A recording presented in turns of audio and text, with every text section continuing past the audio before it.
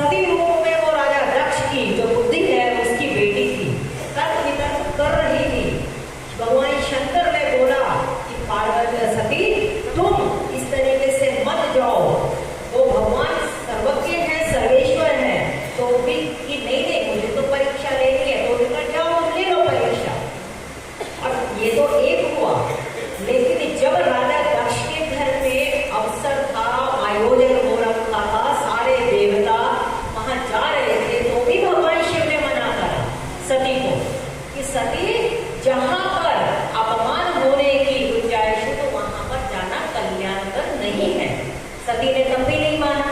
तो उस जन्म में तो सती दासी नहीं थी ना, उस समय तो बुद्धि और तर्क चल रहे थे। अब माँ को अभी वो पूर्व जन्म की चित्त की कथा याद है, जो गोस्वामी जी ने यहाँ पर पहले ही बोल दिया कि पूर्व जन्म कथा चित्त आई, क्योंकि जन्म जन्म के जो हमारे संस्कार हैं वो बलवा बोलते ही बोलते हैं। हम इतना सत्संग करते हैं, इतना पूजा पाठ करते हैं, लेकिन उसके बावजूद भी कई बार ऐसा आचरण हमारे जीवन में आ जाता है कि हम वो जो होना चाहिए सही में साधक में वैसा आचरण नहीं कर पाते।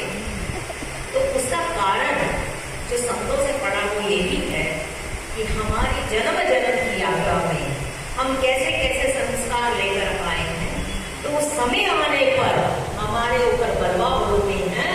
और वो हमें, क्योंकि यहाँ पर लगातार जो साधक मैदान में बैटिंग कर रहा है, बोल बोल मार मार के उसको आउट करने की पूरी कोशिश की जा रही है। माया तरह तरह के रूप में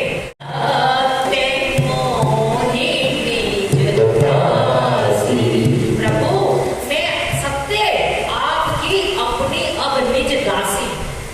अब आप जैसा कहेंगे, क्योंकि जो दास होता है उसकी अपनी कोई इच्छा नहीं होती है, जो इच्छा होती है वो उसके स्वामी की होती है। आप जैसा कर समझे, लेकिन मैं तो आपके चरणों में दासी हूँ। तो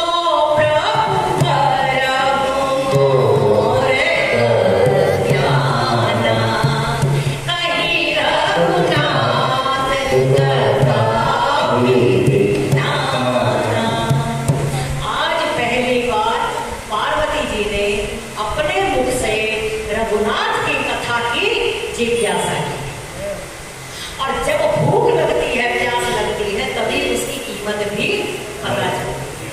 एक संत कहते थे कि गाड़ी चल रही थी, राजस्थान की तरफ से गाड़ी चल रही थी, तो वहां पर स्टेशन पे गाड़ी रुकी है, तो एक बालक पानी का वो जो बॉटल होती है वो लेकर जा रहा था। तो सेठ ने पूछा, बेटा पानी ये कितने की बॉटल है? उसने कहा 10 रुपए की। तो वो उसे भाव तोल करने लगा, और उधर ही साधु भी बैठा है सामने, और वो देख रहा है उन दोनों का वार्तालाप। तो उसने कहा 5 रुपए की देगी, तो उसने कहा 5 की नहीं है, 10 की ही मिलेगी। तो उसने कहा कि नहीं, मैं तो 5 की ही लूंगा। तो वो जो बालक है हल्का सा मुस्कुरा कर और वो आगे चला गया। साधु से रहा नहीं गया, उसकी जो मुस्कुराहट थी व्यंग भरी, उसको जानने के लिए वो ट्रेन से नीचे उतरा, और उसने उसको पूछा कि बेटा तूने ये देना नहीं देना तो एक अलग बात है, लेकिन तू जो मुस्कुराया है वो क्या कारण था, तो मुझे बस वो कारण बता। तो उसने ये कहा कि महाराज 10 रुपए 5 रुपए की बात नहीं है, सेठ को प्यास लगी ही नहीं थी। अगर सेठ को प्यास लगी होती तो वो भाव तोल करता ही। जब हमें सही में जिसकी एक इच्छा होती है, प्यास होती है, भूख होती है, तो व्यक्ति उसके लिए कैसे भी प्रयत्न करता है। उस समय जब भगवान शिव सती को कुंभज ऋषि के आश्रम में कथा सुनाने के लिए लेकर गए थे, वक्ता के रूप में की सम्मानीय श्रोतागण आए हैं, तो उनकी पूजा अर्चना करी है। तो उस समय सती जी को शोभा के रूप में अपने में अभिमान हो गया कि हम तो बहुत बड़े हैं कि हमारा स्वागत किया जाता है। और ये बात कई बार हम लोगों की उदारता को उसकी कमजोरी समझ जाते हैं। ये संसार की रीति है। कुंभज ऋषि ने तो अपनी विनम्रता के कारण उनका सम्मान किया, लेकिन सती जी जो थी वो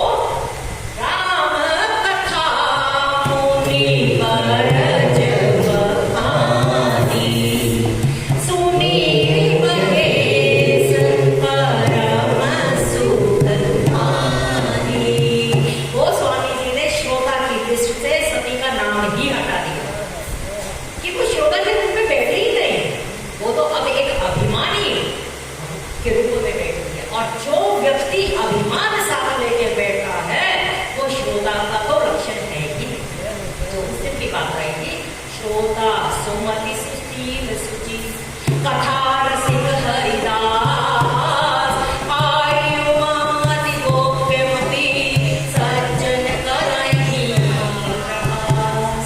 श्रोता तो सुमति होना चाहिए, सुशील होना चाहिए, पवित्र होना चाहिए, कथा का रसिया होना चाहिए, हरि का दास होना चाहिए, अभिमानी तो नहीं होना चाहिए। तो उस समय बिना मांगे राम कथा मिल गई थी ना, तो उसकी कीमत नहीं जानी सकेंगे उस जगह, और कथा नहीं सुनी थी, इसीलिए संशय आया, संदेह आया, भ्रम आया, और जैसे ही ये संशय संदेह भ्रम आया तो अंततः परिणति कहाँ हुई है, मृत्यु तक जाकर हुई है। पूरा गीता का न्याय उतर रहा है कि संशय आत्मा विनश्य, जीवन में संदेह, संशय, मोह, भ्रम ये जो आ जाते हैं तो जीव की गति विनाश की तरफ ही जाती है। इसीलिए बार बार कहा जाता है कि इस आत्मा को शुद्ध बुद्ध रखने का जहां तक हो भरसक प्रयत्न किया जाए। लेकिन इस जन्म में अब पार्वती जी बहुत मतलब एक सावधान साधिका के रूप में भगवान शंकर को कहती हैं कि आप मुझे अपनी दासी समझें और मुझ पर मेरा प्रभु अज्ञान जो है वो आप करें। अब ये मान तो लिया कि मुझ में अज्ञान था, कभी जब एक हमारे भीतर कोई रोग होता है, उस रोग का अगर पता लगने ये पूछा गया काकभूषणी जी से प्रश्न कि सबसे ज्यादा जीवन में सुख क्या है, तो वहां पर प्रश्न दिया गया है कि संत मिलन सम सुख जग नाही, संत का मिलना सबसे बड़ा सुख है, और दुख जो बताया है और नहीं दरिद्र सम दुख जग नहीं, दरिद्रता के समान कोई दुख नहीं है। अब वो दरिद्रता धन की भी हो सकती है, दरिद्रता हमारे विचारों की भी हो सकती है, दरिद्रता हमारे में रहे जितने विकार हैं वो विकार हमारे ऊपर हैवी हो चुके हैं, वो भी दरिद्रता है। तो यहाँ पर पार्वती जी कहती है कि हे प्रभु, जिसके भवन में कल्प वृक्ष विराजित हो उसके यहाँ पर कभी क्या दरिद्रता हो सकती है? अब क्या कहना चाह रही हैं कि आप हैं कल्प वृक्ष और मैं आपके नीचे अपनी कामना लेके बैठी हूँ, लेकिन तब भी मेरी ये दरिद्रता, यानी वो स्वामी जी कहते हैं हम मेरे यहाँ अज्ञान ही सबसे बड़ी दरिद्रता है।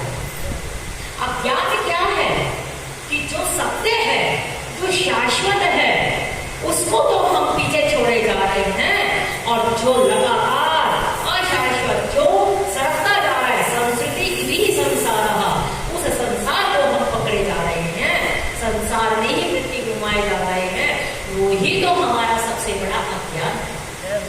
हम चाहते हैं हमारे भाइयों से, हमारे बंधुओं से, हमारे मित्रों से, हमारे परिवार से, सबसे हमें आनंद मिले, सुख मिले, लेकिन कहाँ से मिल पाएगा? क्योंकि वो भी तो सीमित है, सीमित तो सीमित ही रह पाएगा ना। ये सब आनंद तो असीमित, कोई आनंद परमात्मा ही दे पाएगा, और परमात्मा ही पूर्ण है, बाकी सब यहाँ पर अपूर्ण है। संसार जब भी मिलेगा अधूरा ही मिलेगा, अपूर्ण ही मिलेगा, परमात्मा जब भी मिलेगा पूरा ही मिलेगा। क्यों? पूर्णमदः पूर्णमिदं पूर्णात् पूर्णमुदच्यते पूर्णस्य पूर्णमादाय पूर्णमेवावशिष्यते। गन्ने की एक तोड़ है ना, एक गन्ने का पूरी, तो आप उसमें से वो गन्नेरियां काटते हैं ना बीच बीच में से, तो पूरे गन्ने में जितने पत्रिका में कहा है कि मेरे भीतर हे प्रभु कितने कितने खर और चोर बैठ गए, आप धनुष बाण लेकर आओ और मेरे हृदय में विराजित हो जाओ, ताकि ये जितने खल हैं इनका विनाश हो जाए। संत हमेशा अपने भीतर में रहे खलों का, अपने भीतर में रहे विकारों का ही निरीक्षण करता है। यहाँ पर आज पार्वती जी अब भगवान शंकर के सामने आत्मनिवेदन कर, आत्मनिवेदन श्रीमद् भागवत में एक भक्ति है और अंतिम भक्ति है। उसमें कहा गया कि हे प्रभु, मेरे में जो रहा अज्ञान है, और अज्ञान ही सभी अनर्थों की मूल है, मेरे में अज्ञान है प्रभु, कही रघुनाथ कथा विधि नाना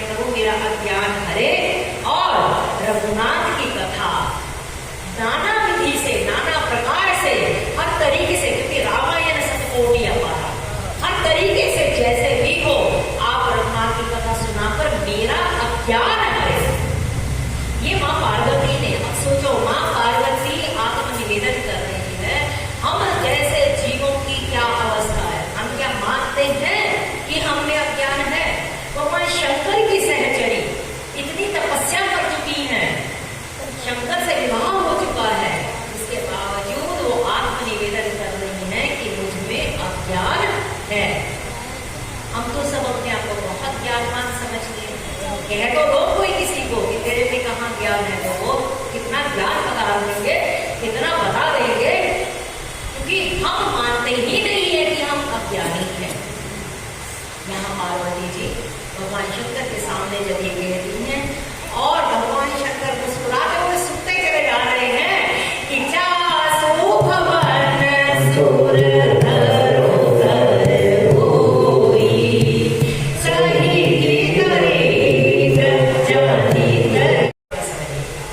परमात्मा का कहीं से भी आप ले तो उसमें परमात्मा जब भी मिलेगा तो वो नहीं मिलेगा, लेकिन संसार से, संसार के लोगों से आशा किया करना, जब हो न कोई अपना, सिया राम सभा करना, सिया राम कहा करना। ए भक्त तुमों में न रो, प्रभु तुझसे दूर नहीं, भक्तों का दुखी होना प्रभु को मंजूर नहीं, भक्तों का दुखी होना प्रभु को मंजूर नहीं। जब गज और ग्राह गणप जल भीतर तब हरि नाम पुकारो, और प्रभु सब कुछ छोड़कर गरुड़ पे भागे भागे आए कि मेरा एक आश्रित मुझे पुकारा, प्रभु को मंजूर नहीं। भगवान तो आते हैं, तुम याद किया करना,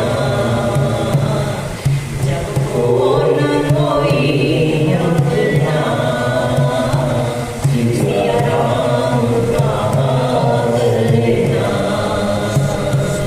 हरि नाम जपा करना। पार्वती जी कहती है कि मेरे ही घर में कलप जरूर है, लेकिन तब भी मेरा अज्ञान रूपी दरिद्रता को नहीं हो पा रही है। प्रभु सची भूषण आस हृदय विचारी, रघुनाथ मम मति ब्रह्म भाई। कितना आत्म निवेदन करे जा रहे हैं, और यही दीनता तो प्रभु को प्रसन्न करे। हम भी कभी प्रभु के चरणों में ऐसे ही दीन भाव से भले हैं बुरे हैं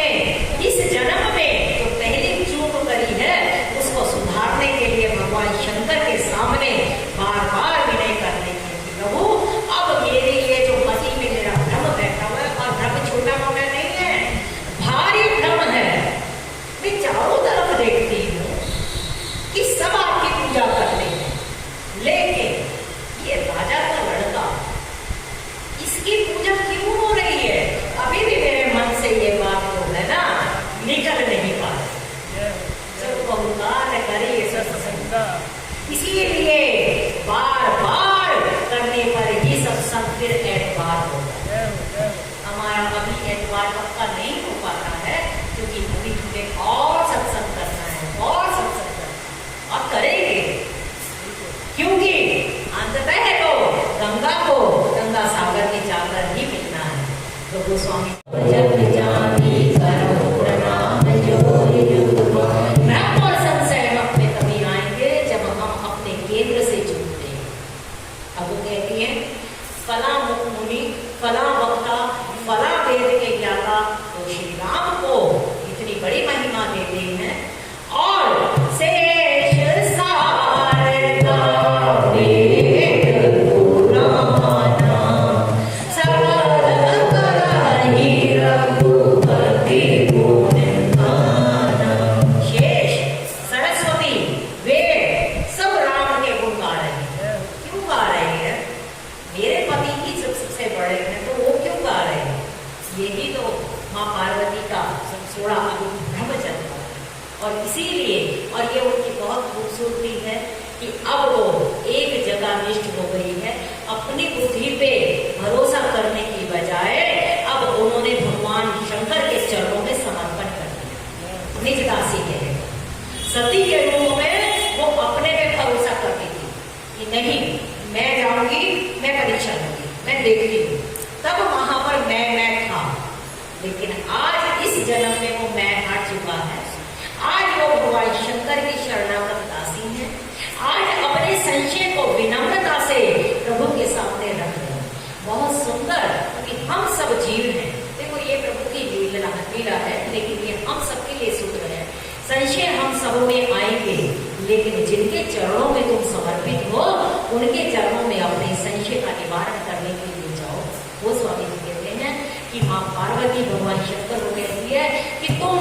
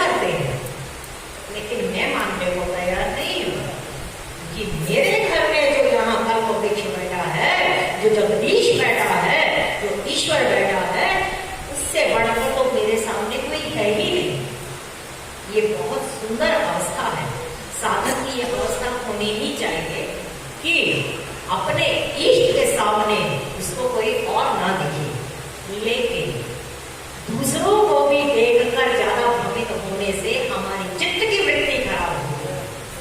पार्वती जी अगर अपने भगवान शिव की ही दासी बनकर उन्हीं की श्रद्धा रूप में उन्हीं का ही पूजन करती रहती तो भी कोई समस्या नहीं है, लेकिन अपने इष्ट से केंद्र से जब दृष्टि हटाकर दूसरों का भी मूल्यांकन करना शुरू कर दिया तो बुद्धि में भ्रम आ जाएगा।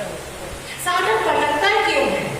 इसलिए कि आपका अगर कोई इष्ट कैसा भी है, आपकी श्रद्धा ही उस इष्ट के अंदर आपको सब दर्शन करवा दे।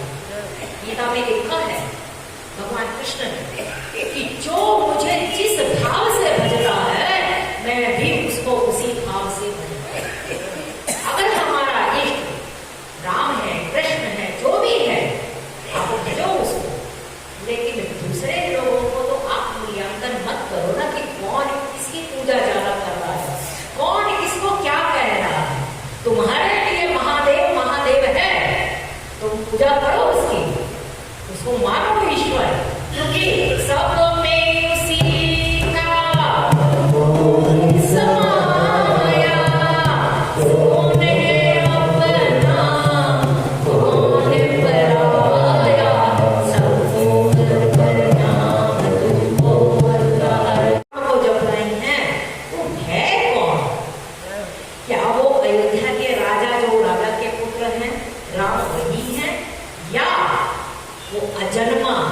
निर्गुण अगोचर कोई और राम है।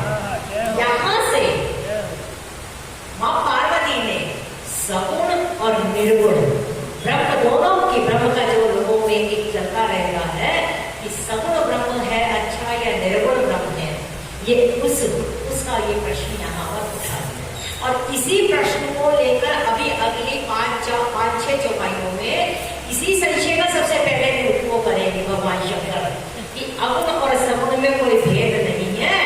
जैसे कि बर्फ और पानी, बहुत सुंदर सुंदर, अभी पूरा का पूरा जो अगली 10 चौपाइयां आ रही हैं उसमें पूरा का पूरा शंकराचार्य का अद्वैत सिद्धांत उतरने वाला, बहुत आनंद आने वाला है, क्योंकि अब सही में कथा चलने वाली है, जिज्ञासा हो चुकी है।